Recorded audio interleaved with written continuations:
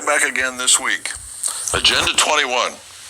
It's something that has come to the attention of many people around our country, and as a result, many local citizens have done what they can to get rid of Agenda 21 out of their communities through the ICLEI organization that their council or commission belongs to. Now, because of this knowledge about Agenda 21, the forces that mean to rule us through this process have started to change the names. They've started to change the name of ICLEI, for instance. They've started to change the name of Agenda 21 itself. I have in my hand, and I'll tell you how you can get a copy for yourself, Transforming Our World, the 2030 Agenda for Sustainable Development. And basically it's saying that, well, we need to hurry this process along. We've got to get things done by 2016, 2020, and most assuredly by 2030. In other words, it's not an Agenda 21, the 21st century anymore. It's actually over the next couple of decades. And so in here, you start to read what they have to say about what they're trying to do. And they'll say things that are very contradictory, that cannot exist side by side, and is full of glittering generalities about eliminating poverty and sustaining the world, and on and on and on. And if you extend the lines on these things, it means total government control. Now, check your calendar. If you're watching this week, check your calendar to see what date it is, because the first part in the declaration, the introduction, number 1, says this: "We, the heads of state and government and high representatives, meeting at the United Nations headquarters in New York from 25 to 27 September 2015, as the organization celebrates its 70th anniversary, have decided today on new global sustainable development goals." Now, unless I'm mistaken, that's a month away. So they've got this all ready to go. All they're going to do is get together for wine, women, and song, and then issue this. Most of these people just do what they're told as heads of state, and they just pass on what their staff puts in their hand. And this is one of those cases. We are committed to achieving sustainable development in its 3 dimensions: economic, social, and environmental, in a balanced and integrated manner. So they want sustainable development in economics. Now figure that one out. If they control the situation so much they can control the economy, that is no longer freedom. That is no longer free enterprise. Social. In other words, they want to change society. And anybody's government is based on the society that put it together. If that society changes, then the government changes. And so Karl Marx knew, as I've said before on these broadcasts, he always called for a social revolution. He knew that society had to change in order to make communism, socialism successful. And then they talk about the environment. But a couple of other things that are in here, just as just to fill you in. It says, it is guided by its purposes and principles of the Charter of the United Nations. It is grounded in the Universal Declaration of Human Rights, that sort of thing.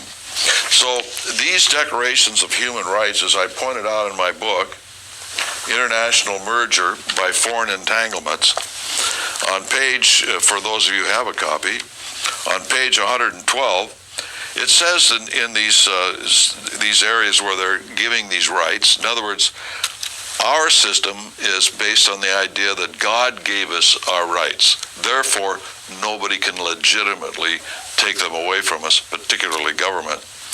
The UN and the way it's set up through its charter and its Universal Declaration says we give you the rights. We guarantee you these rights. And they say things like this. Freedom to manifest, everybody has the right, this is Article 18, by the way, of the Universal Declaration from the UN. Everyone shall have the right to freedom of thought, conscience, and religion. But then it asserts this: freedom to manifest one's religion or beliefs may be subject only to such limitations as are prescribed by law and are necessary. So the Bill of Rights of Congress says that Congress shall pass no law. These are your rights. They come from God. Congress may not interfere, period. The United Nations says, yes, you have these rights, but we can regulate them, basically is what they're saying. And so it's the same with all of this. They talk about freedom, they talk about independence, they talk about equality and all the rest of it, as long as they are in control. And so there's a number of things in here. A lot of it's very, very interesting, but I don't want to bog us down too much. It says that economic growth is essential for prosperity. Duh. This will only be possible if wealth is shared and income inequality is addressed. This can only be possible if wealth is shared and income inequality is addressed. Ladies and gentlemen, this in a nutshell is socialism. That's what it is, pure and simple when you read these things. Again, it's done in such a way that they're glittering generalities, but when you think them through, you realize, oh my goodness, they really mean to control everything. In Article 29, they say, we recognize the positive contribution of migrants for inclusive growth and sustainable development. Now, what is migration? What has migrants got to do with sustainable development? You see, if you start analyzing these sentences, they make absolutely no sense. But basically what they're saying here in the following paragraph is, we support migration for a particular purpose, and that's to break down the societies all across the world. If you've got people coming and going as they wish, then society in every country breaks down, and it all becomes one huge world society controlled out of the UN. There's more. It says we need to have control of the oceans, seas, freshwater resources, forests, mountains, dry lands, in order to control dust storms and land degradation and drought. So now I guess they're becoming God. If they can control drought, nobody's ever been able to do that yet. So when you start analyzing these things, they lay before themselves impossible tasks. But they promise these tasks to some sort of solution if you just give them more control and more control over your forests and your lands and the oceans and everything else. And yet they say things like this. We reaffirm, in accordance with the Charter of the United Nations, the need to respect the territorial integrity and political independence of states. Well, you can't do that if you've got to control the oceans and the rivers and the forests and everything else. You lose your independence and you lose the political integrity if you allow migration, right? If they say we need migration, open-ended, all over the world, that means that ultimately you're going to lose the political independence of your country. It's that simple. So there's a lot of contradictory things in here, but it's a clue of where they're going. And I'll end up on this one. The scale and ambition of the new agenda requires a revitalized global partnership. A revitalized global partnership. You know, all these trade partnerships that they're talking about, this is what it's all about. That's what they want, is a partnership under the United Nations. And if you go to these treaties and agreements, you'll find that that's the case when you start to look at any agreement we've made since the end of World War II. Now, this is how you get a copy for yourself. And it's sustainabledevelopment.un.org/post-2015/transforming our world. And this is all one long URL to link to where you can pick up a copy of this and download it on your own printer. And I'm leaving it up here so that you can write it down. This is a very important document. When you start to really analyze what they've got in this thing, it's a total dictatorship over all of us, all of our lives, our governments, everything. If they can control the economy, what does that do to your business? If they can control the farmland and everything else in the name of feeding the world, to eliminate poverty, and about every fourth or fifth paragraph in this thing says we want to eliminate poverty. Well, it's an impossible task. For those of you who are Christians, you know that Jesus Christ told us the poor we will always have with us. And it's true. We will always have poor. It's a relative thing, first of all. And so these things are just simply glittering generalities to get people to believe that if we just hand everything over to the United Nations and Agenda 21, we'll be fine. Until next week, we'll see you then.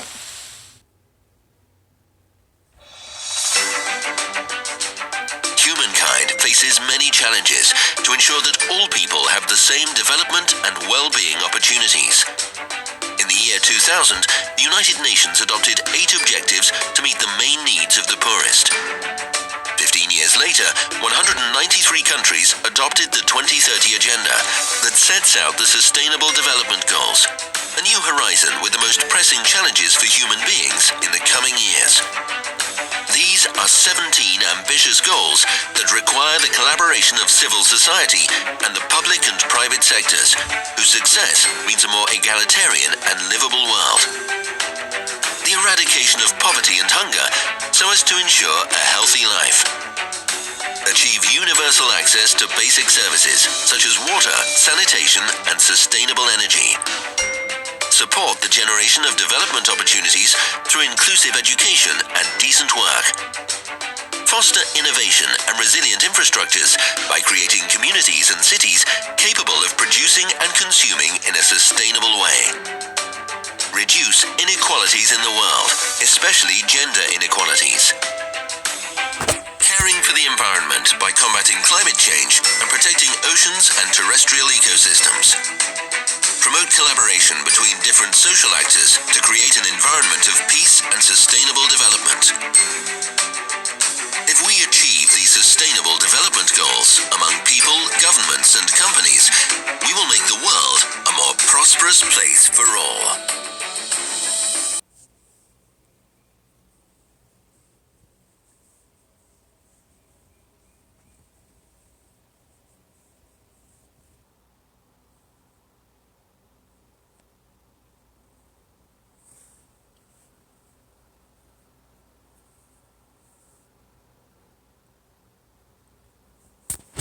It's the holiday season, and as we gather with our friends and loved ones to celebrate our traditions and mark the start of a new decade, it's natural to think about what the years ahead might bring. For me, well, this may not surprise you, but I'm full of hope.